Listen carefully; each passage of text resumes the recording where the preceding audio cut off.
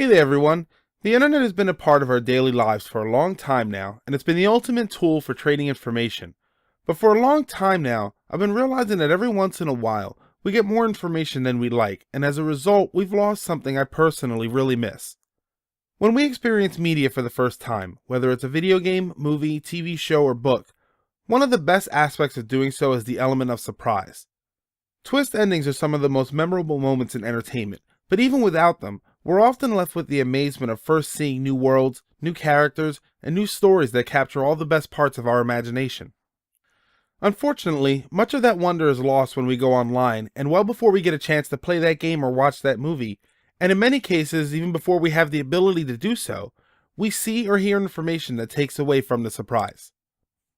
Most often, we refer to this as a spoiler, but that usually refers to a specific piece of info, and while that's a part of what I'm talking about, I'm also talking about everything else that we find out early.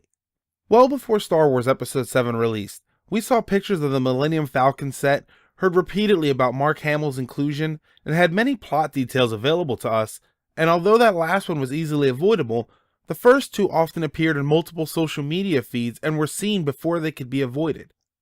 The end result is what I consider to be a diminished experience from what it could have been. Another common, more stereotypical spoiler situation happens when new video games come out. Let's plays and reviews are very common on YouTube, and many people want to strike while the iron is hot, which is to say, many channels want to play and discuss the newest games while they're still fresh. Reviews are easy to avoid, but even if you choose to watch them, many reviewers will let you know in advance if there are spoilers, though as with the Star Wars example, watching any footage at all is kind of a spoiler. The bigger danger in this is Let's Plays. Often just the video titles and thumbnails give storyline details without even watching them, which means your feed may ruin parts of a game without even trying. Imagine 2 days after Final Fantasy was released, seeing a video titled Laying Eris to Rest. Without even clicking the video, that event wouldn't have had near the impact it had when we all first saw it. And by the way, that's not a spoiler. Come on, it's been 20 years.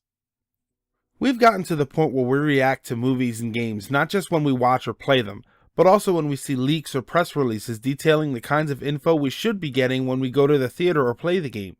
And it's getting more common.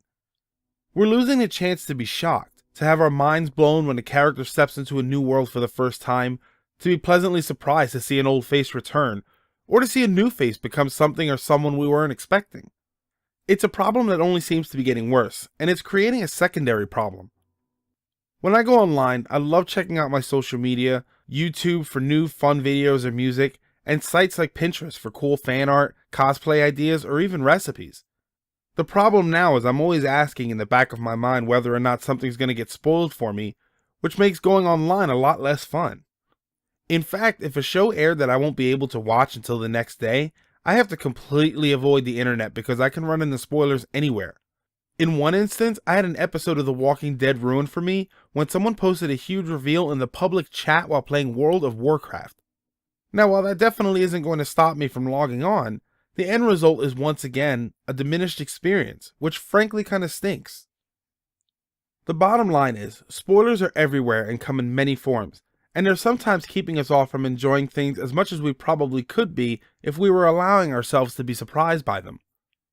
I would love to see us return to a time when the available details for things were kept to a minimum by the creators, but I doubt that will happen, so instead, I would ask everyone, from media outlets to content creators, to people on social media who just like to talk about their favorite things, to be mindful of others.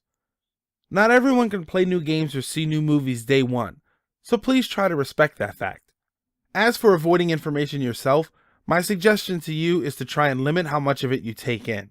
Again, sometimes we can't escape video titles or thumbnails, but try to resist spoiler-filled reviews, and if you know of outlets that often offer too much information early, try to hold off on visiting those sites.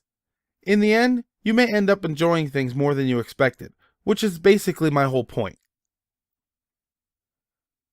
I'd like to thank you all for listening. Let me know what you think about spoilers, if it's something that you actively try and avoid, or if it's something that you like to embrace because you like to have a little bit more information when you go into something. As always, thank you guys for listening and have a great day.